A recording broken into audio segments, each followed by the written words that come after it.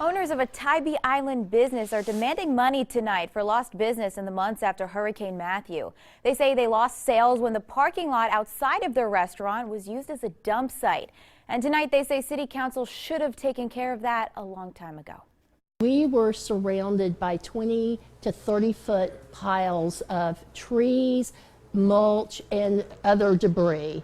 It's not fair to expect one business to suffer for the benefit of everyone else. And now Catherine Williams, the owner of North Beach Bar and Grill, says she wants the city to pay for that suffering. She says she lost nearly $100,000 in sales because of mountains of debris. It's just hard to describe. This building literally shook from the use of the heavy equipment. It piled up after Hurricane Matthew when Tybee Island used the North Beach parking lot as a place to store trees and branches. The city was the agency responsible for the recovery effort on Tybee, and they're also our landlord.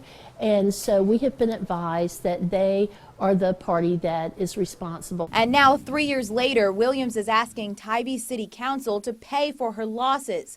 Mayor Jason Buelterman says the issue is complicated. We need to get some clear information and justification for it, and I'm sure future councils and mayors will do what they can if we are, God forbid, affected by hurricanes in the near future. So her business was affected by Matthew, and we'll do all we can, in a justifiable way that's legal, and following the advice of our attorney, we'll do the same with her. Both owners of the North Bar and Grill will appear before City Council tonight. That meeting starts at 7, and we'll let you know what happens.